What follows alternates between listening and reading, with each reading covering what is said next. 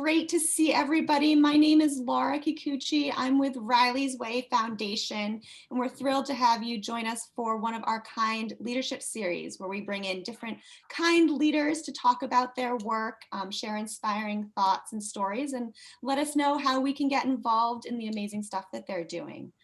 Just before we get started, a few Zoom protocol that I'm sure everybody's familiar with, but feel free to have your cameras on or turn them off, whatever you're comfortable with.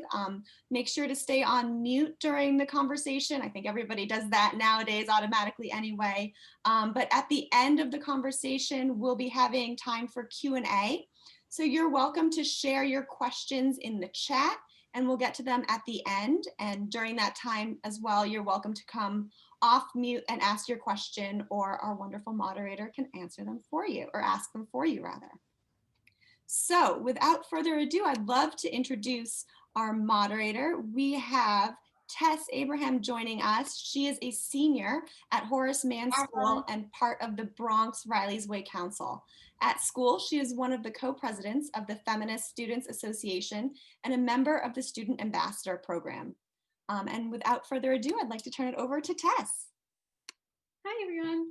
I'm just going to introduce Liam and Nicole. Liam is a New Yorker and undergraduate at Yale University, taking a leave of absence to volunteer for Invisible Hands full-time. He has also served in executive positions in various on-campus political action and student government organizations. He is the founder of Registration is Student Empowerment, RISE, a student voter registration organization. He is grateful to every frontline worker and unsung hero helping us pull together and pull through. Nicole Dabraki is a graphic designer and art director based out of Jersey City, New Jersey. She has been volunteering with Invisible Hands since April as a moderator for our Slack channels and a member of the Volunteer Leadership Committee. She's also designed flyers for our ballot initiative, co-created an interview series for social media, made deliveries, put up flyers for outreach, and worked in the Invisible Hands Philadelphia call center. She's recently found herself busy doing food pantry and mutual aid research with a team of other inspiring volunteers. Thank you so much for joining us.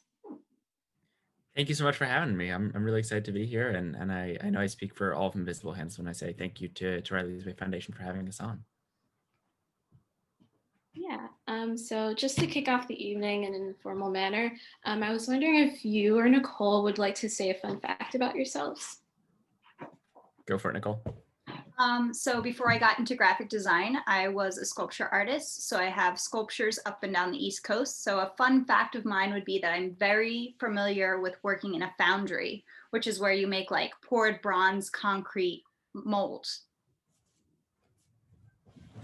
And my fun fact is that I have a pet tortoise. She's right here. Her name is Lightning. And as I picked her up, I realized she was in the middle of peeing. So I'm going to return her to that. All right, that's good. Thank you so much for telling us about your fun fact. The fact is getting less fun as it went on. Thank you. So as a native New Yorker, I was really excited just to hear about Invisible Hands and the work that both of you have been doing within the city and even in other states. I'm super eager to talk with the both of you about your personal work within this organization. So just to kick off the questions, this is for Liam. How and why did you get started? Yeah, thank you for that question. It was early in March, March 12th, as the pandemic was really starting to settle into New York City. I was on break. I was a junior in college at Yale. I had just come back from a voter registration trip in Philadelphia, and I came home to what felt like a city in crisis. And I was 2 years old on September 11th and grew up in a city and a world redefined by that day. But I remembered idolizing all those frontline workers and the fact that firefighters couldn't buy themselves groceries for months after because everybody leapt at the chance to buy them for them. And that sense of civic engagement and community service was something I really wanted to become involved in. But at the same time, right, we were all being told, be a hero, stay home. And while I understood the importance of social distancing, I also felt like there had to be more that we could do to support our community. But I didn't really know what that looked like at the time. And that was when I saw a post on Facebook from an old friend of mine, Simone Policano, who was saying, hey, does anybody know of a volunteer organization that I could work for that would help, I don't know, like deliver groceries to the elderly? And people were commenting on the Facebook post saying, wow, it sounds like a great idea. I'd love to volunteer for something like that. I don't know what that organization is. Let me know if you hear of one. And nobody really seemed to have a sense of what that organization could be. So I reached out and said, what if we made that organization? So we built a website and put out the call to action on social media, made a flyer. I am terrible at graphic design. It was a very bad flyer. It has since been improved. Within 72 hours, 1,300 people had signed up. And we were like, oh, my goodness, now what are we going to do with this? Because it was intended to be, like a little group chat with me and some friends, and we would go around the city and be a little grocery squad delivering to folks in need. And then we had 1,300 people, and we were like, okay, no group chat can sustain that many people. So we thought, okay, now we have to build some infrastructure around this. And so we, moved into the workspace Slack and started getting donations. I remember when we were trying to decide what kind of website to buy, we had to decide between getting the $16 a month website or the $26 a month website, but the $26 a month website could take donations. We were like, wow, that's really fancy. Let's go for it. Let's splurge. Let's do the $26 a month. Someone will donate us $10 and we'll survive the month. Like we can make up for it. It'll be okay. And then we started getting like $50 in donations, and we were like, oh my God, what are we going to do with all this money? I was, in college at the time. And to me, when you have surplus money, what you do is buy pizza with it, right? But we thought, okay, well, obviously we'll start putting it back into the community. And so not only were we delivering, I'm sorry, lightning is just crawling over my entire messy room. Not only were we completing deliveries to folks, but we were also actively paying for their food if they couldn't afford it. And so we would do $30 per household per week for a household in need that couldn't afford their own food. And it was great. We were able to help out a lot of people with it. The problem was when you are offering free money and free food without any barriers to entry, word spreads very quickly. The original flyer had my personal phone number on it. And then Blake Lively heard about us, put us on her Instagram story. And then it was on L.com. And then Senator Bernie Sanders emails out my personal phone number to his entire pan list and says, call this number if you need free food. Didn't specify like in New York City, didn't specify, free deliveries or up to 30, just call this number. So I remember at like 2 a.m, I started getting all these calls in like, hi, can you deliver to Fort Worth, Texas? And I'm like, no, please leave me alone. I'm trying to sleep. And so we unfortunately had to shut the subsidy program down because we just couldn't keep paying for people. We would have been bankrupt in like 4 days. But it was really tough when that happened. It felt like we had set out to do something good and recruited at that point, I think it was over 8 or over 10,000 volunteers to be involved in this mission. And it felt like I felt a little bit like a failure that we had not been able to raise the money to keep it going.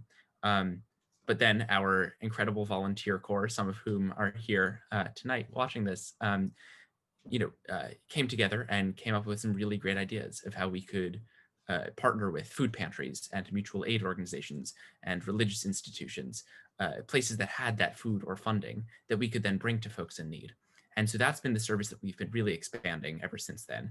So while we deliver from grocery stores, we also work with pantries and other organizations to bring food to people who can't afford their own food, because 1 in 4 New Yorkers is now experiencing food insecurity. That number has massive disparities by race and socioeconomic status. And those are issues that are going to be with us long after the pandemic itself abates. So that's a little bit of history. I know I took us beyond just the inception to some more of what we're doing these days, but that's your basic history of Invisible Hands. Thank you so much. That was a lot. Thank you so much. Sorry, I know. No, thank you so much. It's been a long year. Yeah, I can imagine. Just wow. And before we move on to our next question, maybe Nicole can tell us a bit about how and why did you get started as a volunteer with this organization? Yeah, so like Liam, I think a lot of us were feeling overwhelmed, right? We didn't know what to do with our emotions. Things were happening all around us. So in April, my girlfriend, she works at Elmhurst Hospital in Queens. It was one of our ground zero hospitals. And I just remember feeling shattered, unable to handle the emotions, not sure how I could help, and then feeling like, well, this is very contagious, so I probably shouldn't be going places to help.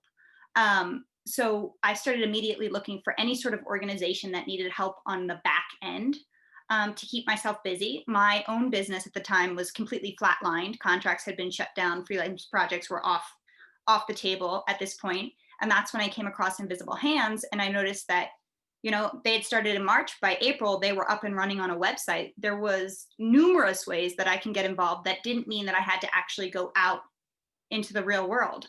So that's when I started working on the back end with Invisible Hands. Thank you so much for sharing how you got started with them. So after we've gone through the history a bit of Invisible Hands, I was wondering if you could explain to us, can you walk through the process of requesting a delivery? This is specifically for Liam. Sure, absolutely. Yeah. So anybody who needs a delivery of food can contact us either through our website online at invisiblehandsdeliver.org. We have an accessibility widget built in for people who are visually or motor impaired, or they can call us at 732-639-1579. It is no longer my personal phone number. I have learned better since then. Pro tip to any of you trying to start a nonprofit: don't put your personal phone number as the phone number. And so folks can call us, they can say where they are, what they need, and then depending on what neighborhood they're in, that request will then get relayed to folks in that neighborhood. So a volunteer in their own community will pick up that order and complete the delivery. And I will share, despite the fact that we talk about social distancing, one thing that my co-founder Simone has said that really spoke to me was that it's not social distancing, because we still need to be socially engaging. It's physical distancing. That's the important part. But it's absolutely essential that we continue to socially engage with one another. And the first woman I delivered to was named Carol. And it turns out she went to my synagogue. I had never met her before, but somehow in this crazy pandemic world, we were able to find one another. And I completed a delivery to her, and dutifully, was wearing my PPE, and I dropped it off at her door and backed up to 6 feet. And she came out and picked up the groceries and said, "Come on in." I was like, "No, Carol, I can't. That's the whole point of this." She was like, "No, it's fine. Come on in. I made you some cookies." I was like, "No, Carol, the point is I bring you the food and then I leave." And she's like, "Okay, fine. But when this whole thing is over, you're coming over for some tea and cookies." And I said, "Okay, sounds great." And we've kept in touch since then. I had a conversation with her just last week, catching up. She's wonderful. She shares all about her life. I share about mine. And it's that social connection that we were able to build that feels a little bit like, even as the world is pulling us apart, we're still able to pull together. And to me, what I've learned in the pandemic is that it's only by pulling together that we'll pull through. There was an email that I got from a woman who lived in Michigan. Her father lived in New York, and he had been diagnosed with COVID. And he had no way of getting food. He was in his mid-80s, and he lived alone. And she didn't know what to do. He didn't know what to do. But she heard about us on TV.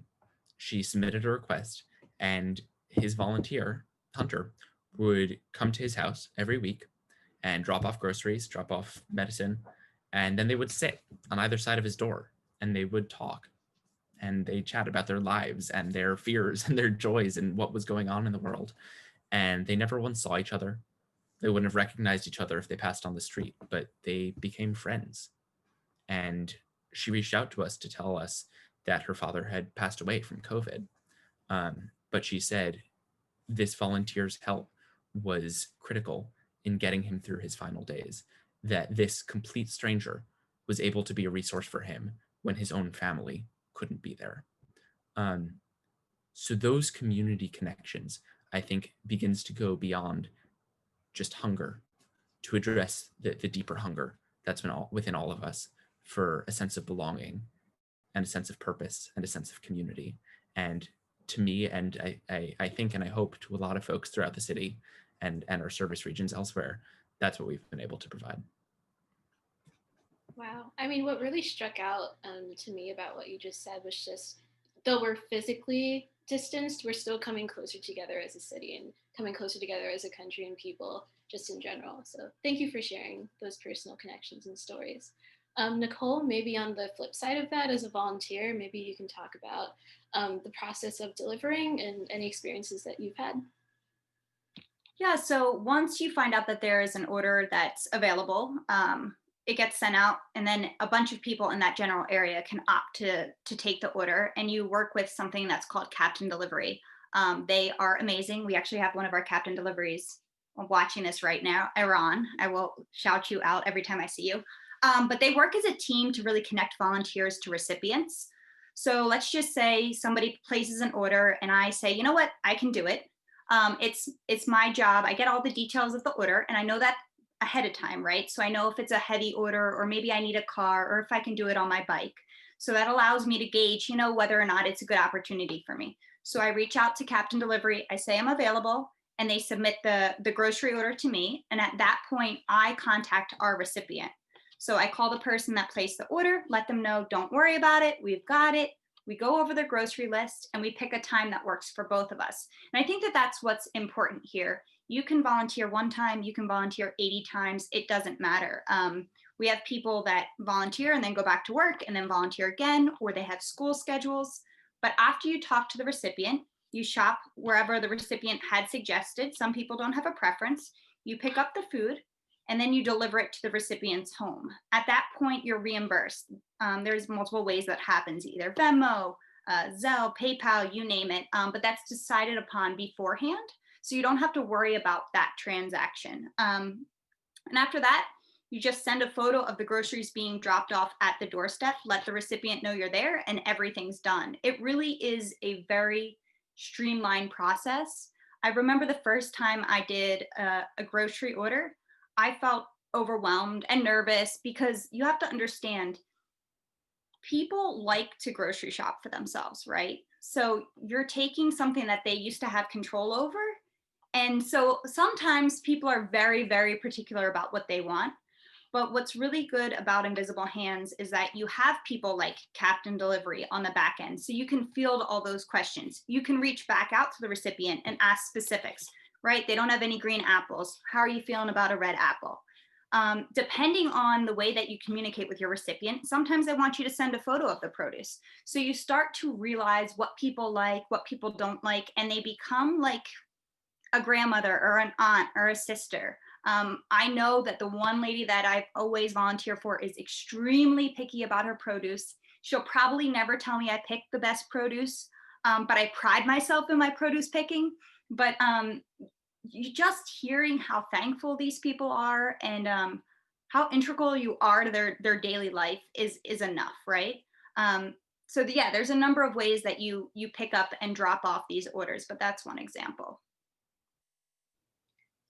This question is for Liam. Something that I'm curious about, like, as you said before, you grew from like only a couple of volunteers, like a very small group chat, to over, I think it's around 10,000 volunteers. Correct me if I'm wrong, but how exactly are you able to facilitate that many people who are doing this? It's a great question, and one that I continue to ask myself. Yeah, I mean, it is, I think, a testament to the power of grassroots organizing, and the power of putting yourself out there. I have always considered myself to be terrible at social media, and yet just a random post on Facebook has so much power to reach so many people. And in terms of how we were able to get to that number of people, I think it's a few different things. One is making asks of people and not being scared to make asks of people to share about you. That is something that I personally struggle with a lot. I'm not good at asking for things. And a mantra that I have to keep telling myself is, you serve no one by making yourself small. And that if you are committed to a mission, you should be asking people to share about you, or to contribute money, or to contribute time. And that is a really important way for grassroots organizing to happen. Is it's not about the individual, it's about the mission. That's why we're called Invisible Hands, right? It's not about me or you, it's about the connection between us. And even though it may be distant, it's still incredibly powerful. So I think one thing is that kind of grassroots level organizing, asking folks to pitch in whatever time or support they can.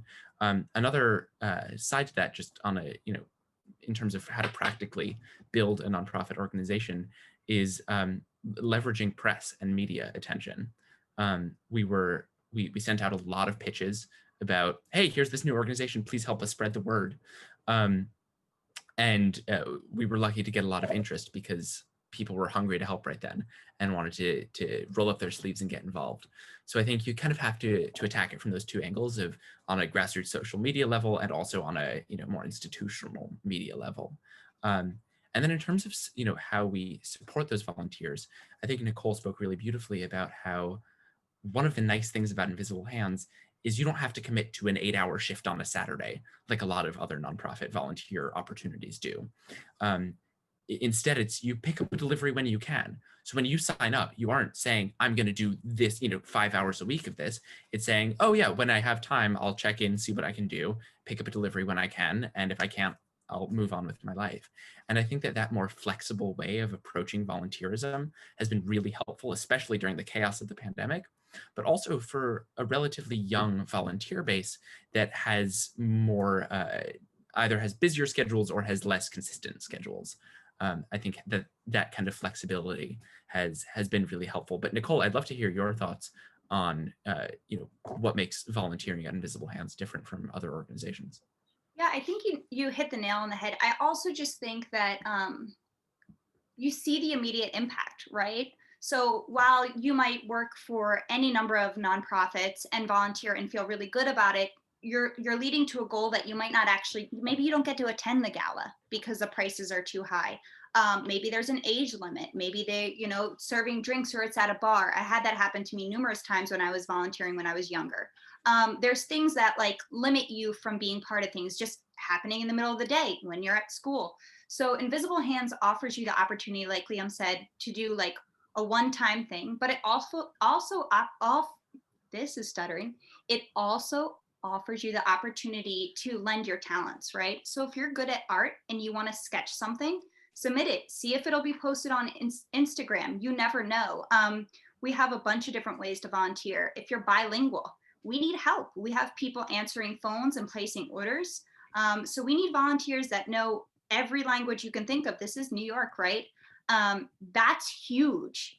We have, what do we have? We have ways to help around your own neighborhoods. You can print out our flyers and spread the word. Just make sure you do it legally. A lot of small businesses are okay with posting flyers in the window front if you get permission. And we even reimburse up to 15 black and white printouts. So if you're going on a walk anyway, walking your dog, you can print those right out and then get those up. So I think that there's a number of ways that you can help an organization like Invisible Hands or any other organization. I think it's just asking what they need and not being bashful about it. And I think Invisible Hands, in comparison to other organizations, is very responsive. I didn't feel like there was a time when I was asking something where it was just ignored or skirted over because maybe the way I was asking or how I was approaching. I did feel heard. And I felt like a lot of the time when I would suggest things were either implemented or there was a reason why certain suggestions weren't going to happen, right? So I never felt like I was just spitting out ideas and then they were either being taken or not. I felt like I was getting feedback where they were like, I love this idea. We're going to head in this direction for this, but let's circle back. And that's something I don't know that you get at many organizations. I appreciate you saying that. And I think one thing that makes Invisible Hands unique is its novelty, is the fact that it was started out of nothing. And with that, like, I'm not a nonprofit CEO, extraordinaire. I was just like a dude who wanted to help at one point, and got lucky and was able to surround myself with people like Nicole, like Iran, like Shri, who's here somewhere, and build out a successful organization because we all put our heads together. And so because we're so new, we're very flexible. And so whenever anyone, literally anybody, it doesn't matter how long you've been there, doesn't matter if you're on staff or whatever, or if you have a lot of experience, if you have a good idea, we want you to share that because we know we can be doing better. And that notion of continual improvement, I think we have brought every day to Invisible Hands. And I think that that's made us a stronger organization for it. I also personally love the mutual aid notion, that it's about solidarity. It's not about charity. It's not about me riding in on my white horse to save the day for everybody. It's about me expressing solidarity with my community, seeing where I can be useful. And it is that notion that we all have something to offer one another, and we all have something to receive from one another. We can all be helpful to each other right now, and we all have to be. It's about pulling together that I think has really spoken to a lot of people. Yeah, that was really interesting what you spoke about mutual aid rather than just charity. It also kind of reminds me of the difference between service learning and community service, like being able to learn from each other and have it be a mutual type of thing. It's a great point. Yeah. So right now I'd like to shift gears a bit and talk about what you're planning for expansion of Invisible Hands. So as I was doing my research, I came across some of your community partners like Helping Hands, NYC Veterans Alliance, and North Brooklyn Angels. So can you talk a bit about the process of becoming partners with these organizations and how you work with them? Totally. Nicole, do you want to take that or do you want me to? That is all you. Okay, great. Yeah, for sure. So when I think about expansion, I like to think about both breadth and depth, that we want to be expanding our geographic breadth, reaching new areas. This is not a local pandemic by any means. It is very much a global one. And so we want to be building up operations in new areas. At the same time, we want to be going deeper within the communities we're already serving, looking forward to post-COVID life, right? That even after COVID-19 itself has abated, the racial and economic inequities that have been unveiled, exacerbated, and perpetuated by this disease will continue to pervade our society for a long, long time. And so it's about tackling those issues and thinking about how can we best address that long term. And so a lot of those partnerships that you talked about are with organizations that either provide us with food that we can deliver or with money that our volunteers can then use to purchase food.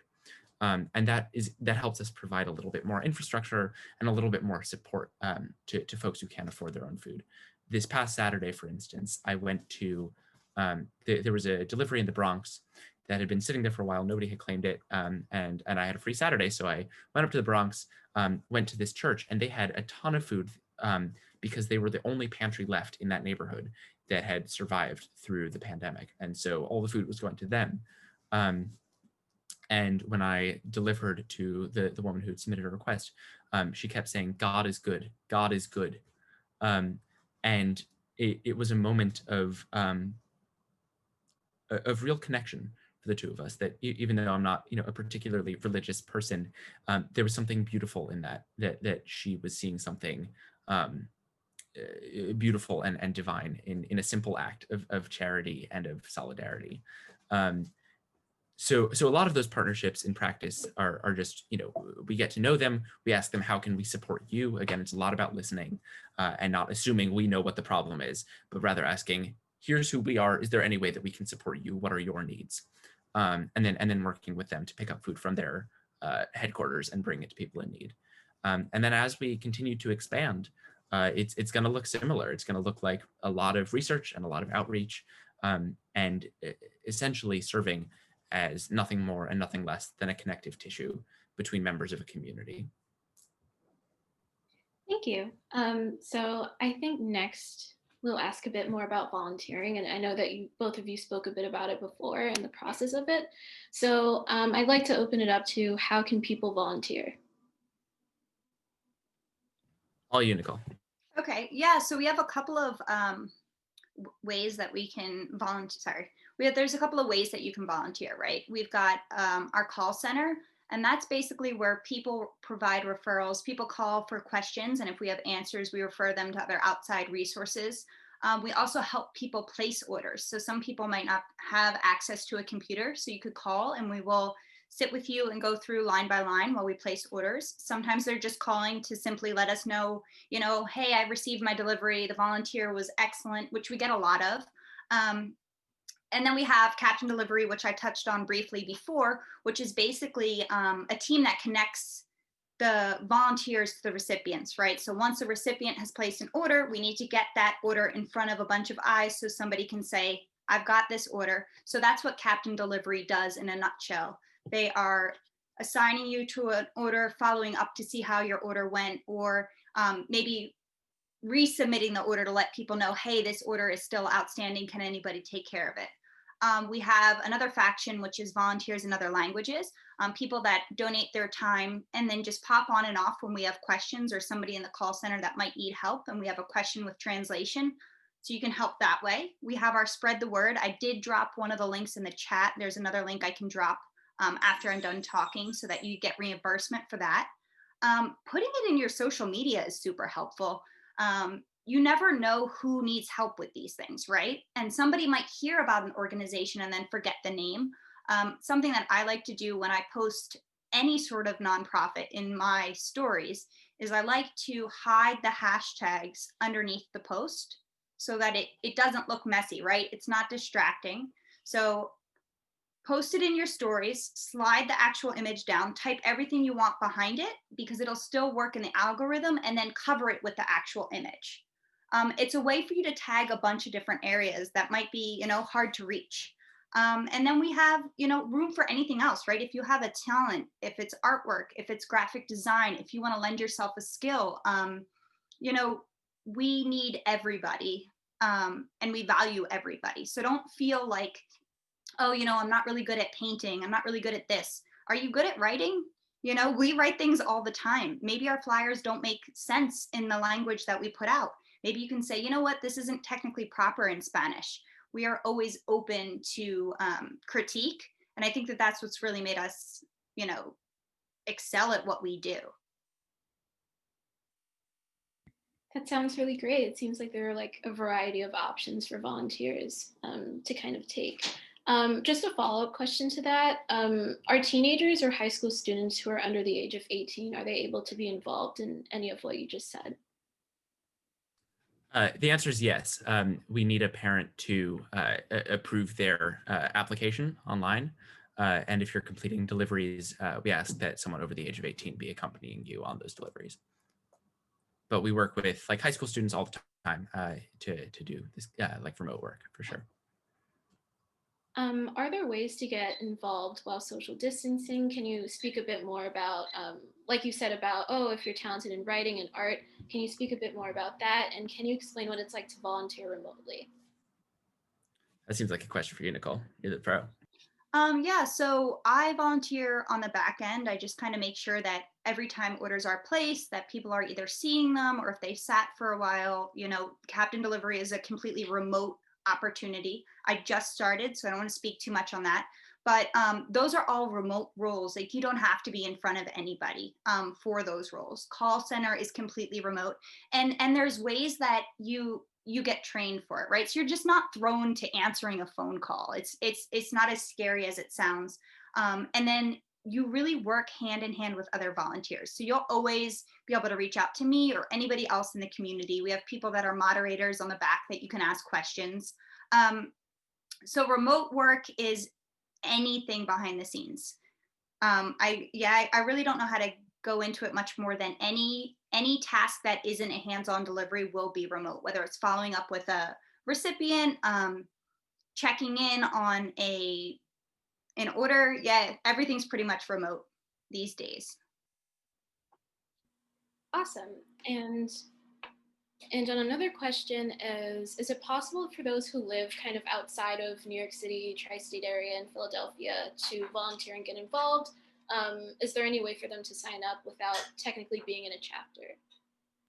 Yes, absolutely.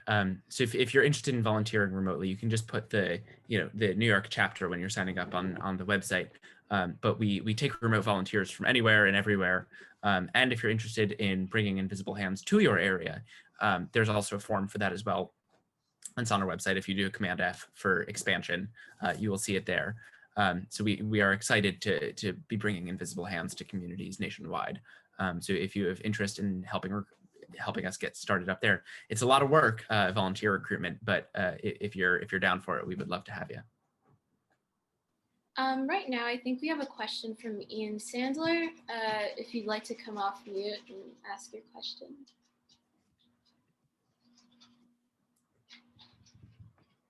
Sure. First of all, this is just amazing and inspiring, guys. Like, thank you. Really impressive. So let's see, I wrote all my questions. I got to go find them. So my question is really about growth, because it's something I think about with Riley's Way all the time. So like, how do you see yourselves growing? How have you been raising money? Has that been an issue? How are you getting out there? You talked a little bit about press, but talk to me a little bit just about how you guys have expanded, and maybe as a bonus question, post-COVID, what do you see with the organization? Yeah, thank you for that. And I think all those questions are kind of interwoven with one another. In terms of expansion, we are currently operating, I'll go a little bit in the weeds. I don't want to go too much because it might get boring, but basically, if you sign up, you'll see we operate in the workspace system called Slack. Some of you might be familiar with it, but it helps divide communities up into neighborhoods, which is how we relay orders. we're currently in Slack, but we've actually been working with an engineering team to build us an iOS and Android app. And when that app is released, it will help us scale, because basically, rather than dividing it up into neighborhoods, you'll be able to say, here's where I live, and here's the radius in which I feel comfortable delivering.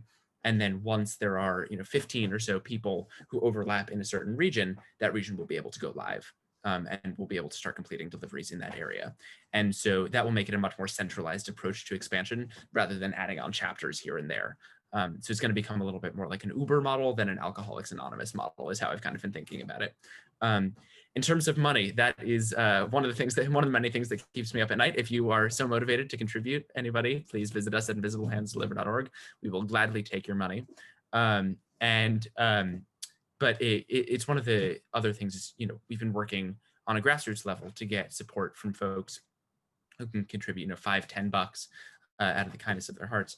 We've also been lucky to receive support from a bunch of foundations that have taken note of us, including the Robin Hood Foundation, Brooklyn Community Foundation, even the New York City Mayor's Office have given us grants to help support our work.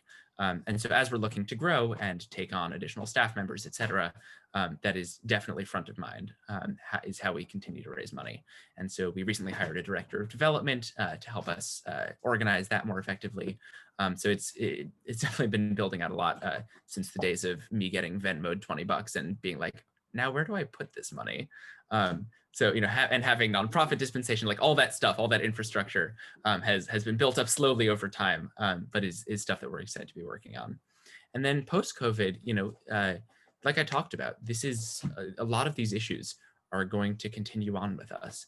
And even though this started as a crisis response, first of all, this is a long crisis response, and it's almost like doing a cleanup while the tsunami wave is still coming down. And it's gonna take continued and sustained effort for our various communities to pull through this, but we are in it for the long haul, and we are relentlessly building new partnerships with organizations that can help us spur a post-COVID Invisible Hands. You can count Riley's Way as thank you, sir. Partner. It was just incredibly impressive. Well, we are grateful for you guys and for your help with us spreading the word, and to all of our various community partners that are doing incredible work in their own right. I also would love to piggyback off of that. I think when it comes to raising money and things like that, don't underestimate merch and partnerships with merch. Don't buy into everything you can possibly buy into, but if you have an artist that donated their time and they did something that looks particularly nice, print that on a shirt. We have partnership with Pure Wrist. They do like contactless subway rides, right? So you just tap to get on the MTA now, and you just have a card in the back that's loaded. That's great because when you purchase this, you're donating to Invisible Hands, but also you're just refilling your subway card and not touching things. So I would always say, look out for things like that and partnerships that are unique but necessary, because people might not have the extra bucks right now to donate to an organization, but if they kind of need to buy something anyway, like a subway pass, and now they can do it contactless, that's a game changer, right? Absolutely. Yeah, merch is huge. Check us out. We've got sweaters, we've got hats. I actually love your merch. I looked it up and it looks really cool. It looks awesome. Thank you. Yeah, check us out. And if you volunteer for us, you can get a free Invisible Hands mask. I don't know if I have any around me right now, but they're very stylish. Very cool. In the chat, Magnolia had a question. How old do you have to be to volunteer with Invisible Hands? Was that covered? I think that we asked that already. I believe that you can be any age, but if you're under the age of 18, you have to have your parents' permission. And yeah. And there is, I think I have another question actually. What's the process of starting a new kind of chapter? Like, for example, if there was someone in Georgia who wanted to continue Invisible Hands there, like what's the process of starting up in another state? Yeah, absolutely. Well, so, and as I kind of alluded to, the chapter model is going to be a little bit defunct pretty soon because we're going to be just kind of expanding centrally. So the way it's worked up until now, I'll just say briefly, is you set up neighborhoods within your community and zip codes to correspond with those neighborhoods. And then you start recruiting volunteers. And then once you have enough volunteers in those neighborhoods, it'll go live. Now it's basically the same, except sans the neighborhood portion. So it'll just be, great, you want to start up in, say Dallas? Amazing. Then all you have to do is recruit your friends, reach out to schools, reach out to local press. I put together a little doc on some various strategies for volunteer recruitment. And then once you have enough volunteers in that area, it'll go live. So it'll become pretty easy to start up a chapter soon, which is awesome and very exciting. Awesome. So Ben has a question. What is the next big step for Invisible Hands? For Liam or Nicole? Yeah, Nicole, what are your thoughts? What do you think should be the next steps? Well, I think the next big step, you had touched on it. We're moving away from kind of Slack and, gonna launch differently. And I think that that's going to be a game changer for us with, different neighborhoods and things like that. I think that's going to be the biggest next step for us, is taking our community off of Slack that we have right now and moving them into our app. That's going to be a game changer, allowing a lot of other people to share information. Yeah, I would agree with that. And another big step is just looking forward to post-COVID and how we can continue to address these longstanding issues. And we welcome your involvement and your feedback on how we can be doing that better as well. I think that Benjamin has a question in the chat. What's the app called? When it's released, it'll be called Invisible Hands. Okay, yeah. Thank you. It'll be called Nicole Dabraki is the best. Just looking in the chat for any additional questions. If anyone has a question, you could just drop it down. One thing, if I could share, I see a lot of, people who look to me to be young aspiring change makers, or perhaps aspiring change makers who are young at heart. And some things that I've learned in this process for anyone who is interested in Invisible Hands, but also sees a need in their community that isn't being filled. I think I would say I have 4 pieces of advice to those of you who are interested. One is, first and foremost, trust yourself, and trust that you can do it. If I had taken the 20 seconds to be like, wait, what am I doing? Am I about to create a nonprofit? I'm in the middle of college and all these things. This wouldn't have happened. So trust yourself and trust that you can do it.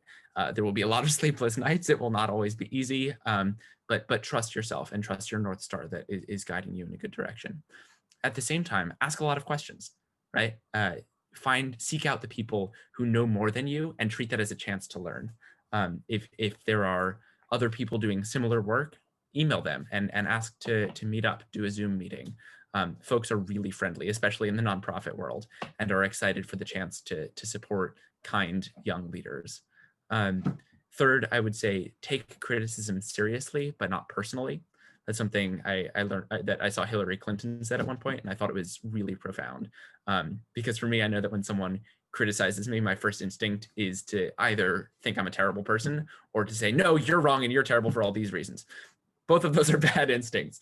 And what I've learned to do this past year is when someone says, here's something you could be doing better, to be really grateful for that opportunity to grow and to explore it. And sometimes I look at it and I think, no, I actually think we're doing it right. And that's fine. But to take criticism seriously, but not personally, is something that for me has been a really important guiding mantra. And then fourth and finally, don't underestimate community. People come to volunteer opportunities because they believe in the mission, but they stick around because of the community. I started this organization with some friends, and I wouldn't be here if I didn't like the people involved. And I have made so many friends during this weird, isolating time, and that is what has kept me level-headed and mission-focused. And I think the same could be said for a lot of our volunteers, that if they didn't like the people they were working with, they wouldn't have stuck around. And so make sure that you're really enforcing that notion of community and pulling together, especially right now, but honestly, always. Thank you for your advice. Nicole, do you have any advice for change makers in the audience? as well? I think to just reach out with whatever skills you have. Don't doubt yourself. There are a lot of organizations that look really good, right? They've got a great logo, but they're a mess in the back end, or maybe they're run really good and have a terrible logo, and that's your skill set. I think if you have something, which is time, and time is valuable, offer it to an organization you care about. And I wouldn't hesitate from jumping from organization to organization until you find one that kind of keeps you around. When I started with Invisible Hands, I thought I would help out for like just a little bit, just a little here and It there. roped you in. And there's like a lot of days where I'm like, wow, I'm really doing this a lot. But it feels good, right? And when you're with an organization where you feel heard, it's kind of hard to jump to the next one. So find something that you're passionate about, see if there's a spot for you. And if you feel there isn't, find another. There are so many good organizations out here. If we're not a fit for you, don't feel defeated. Find something that works for you. Amen. I think that Scott Eisenberg has a question. If you'd like to unmute and say it. Sure. Hello to everyone. Liam, this is fantastic, and I appreciate you taking the time. I think you kind of answered it, but I am curious, where do you see Invisible Hands in the next 5 years when you shut your eyes at night? What's your vision for the organization? Yeah, thank you for that question. And this may answer Francesca's question about how do you balance a busy college schedule. At some point, I got to go back to school. I'm taking the year off to volunteer for Invisible Hands full time right now. But just so that my parents don't murder me in my sleep, I think it's probably important that I go back to school at some point.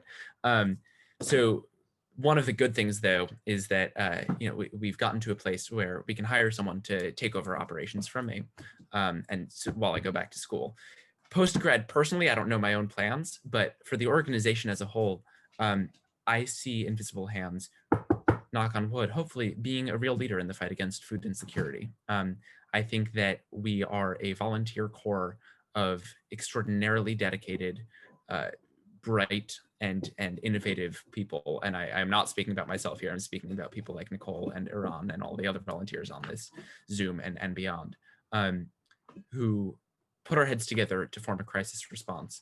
But I think the need doesn't go away after COVID. And more specifically, in the next 5 years, we're going to be climbing our way out of a really deep hole of food insecurity. And so it's really important that we find ways to express solidarity with our community by building those kinds of partnerships with community organizations, with corporate organizations. This is going to take all of us. And we are, at the risk of sounding overtly political, we are stronger together, and we have to build back better. and we have to remember that even as we strive and hope for normalcy, we have to remember that normal, even pre-pandemic, was not necessarily good. And food insecurity was already a big problem with really vast racial and economic inequities baked into all that. And so those are problems that even once we get out of this hole, that we have to work on explicitly defining and attacking. Thank you. Great. Thank you, Scott. Right now, I'd just like to shout out to all of the volunteers who are in the audience and listening to us right now. Like, you're amazing. Clap. Clap. You guys are all amazing, and just the work that you all have been doing with Invisible Hands is just so inspiring. And I even want to join now. Please do. We'd love to have you. I'm so excited.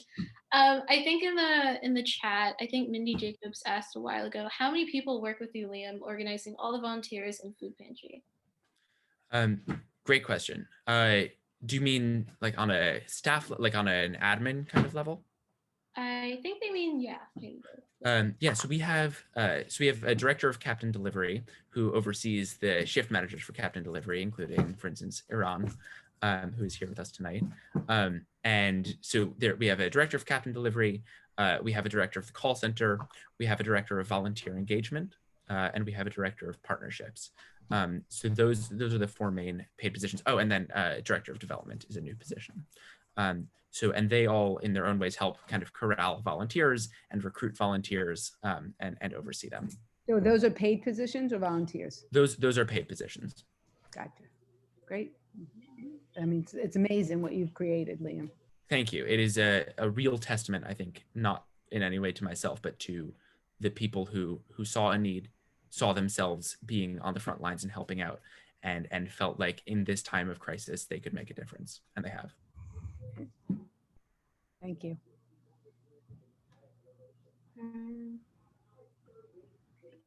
Liam and Nicole, is there anything else that you would like to add about your organization or just in general? There was one question in the chat over here. I'm like naturally just moderating already. That's what I do on the back Oh, that's end. amazing. But somebody asked if we take community service hours, and we absolutely do, and we love to have you. So if that's something you need, we have somebody that'll step you through that process, and we'll get you signed right up as well. The only thing that I would say in our, I know we're having closing minutes. If anybody else has any other questions, I'm more than happy to stick around and talk.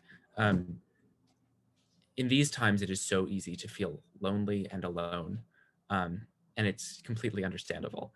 But the thing that I have been reminded of time and time again throughout this crisis is even each of us sitting by ourselves in our little Zoom squares, we're not alone. There are literally, as I've learned, thousands of people out there who want to be of service to you, to lend a helping hand. There was a doctor who reached out in the first month or two who said, I work, at XYZ hospital.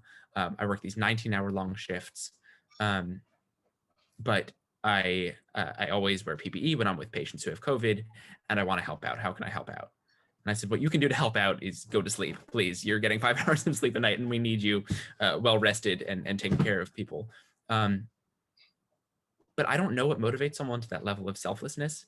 But I do know that there are thousands of people just like that doctor, that unsung hero who works tirelessly on behalf of people who are vulnerable, and then gets off that interminable shift and says, what else can I do?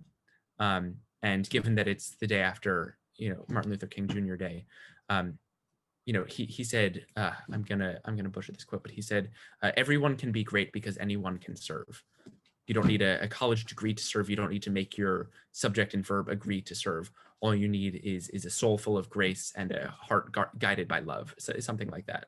And I think that notion that life's most pressing question, what are you doing for others, is something that these volunteers have risen up and answered us. And to me, they are the epitome of kind leadership. Wow, that was really inspirational. Thank you. Thank you so much. I would just like to say that Riley's Way just really can't wait to partner with you. Like right now in my council, we're actually talking a lot about food insecurity, and that's like the group that I'm part of. So I was doing a lot of research for that. That's awesome. Yeah, so I think Lauren has a few words to say. So Tess, first of all, it's such a joy to see one of our kind leaders moderate. This was fantastic. Thank you, Tess. Tess is phenomenal, and I'm sure that their council is going to be writing to you tomorrow. So Tess, thank you for doing your homework and really bringing us in and making us feel so connected. Liam and Nicole, when Riley's Way had our first town hall meeting in March, it was in April. It was in April. It felt months sort of collided. They still do, don't they? And you were my example of what was giving me hope. And it was because of your WNYC piece. And it was about a volunteer, an older volunteer wishing a younger volunteer a happy birthday. You can tell me if I'm butchering the story, but basically you're Riley's Way in action. You are doing the profound work of making sure that people aren't just getting food, they're feeling connected and less alone. We end all of our calls here with a verbal goodbye where we get off mute, but this is really not going to be goodbye. I feel like all of us on this call are going to find, whether we're a board member, and if you could just, I don't know, do some emoji if you're a board member, or if you're, so just want to see everyone, and if you're a council member, if you're a call for kindness winner, do some emoji.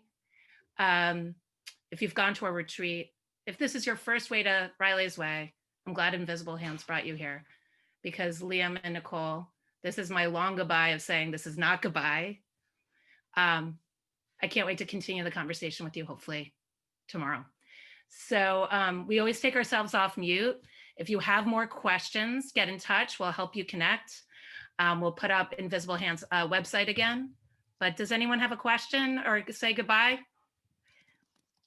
Just want to say thank you. Thank you, everybody. Thank you. Thank you. Thank you. Thank you all. Bye. Thank you, Thank you, guys. for Take care.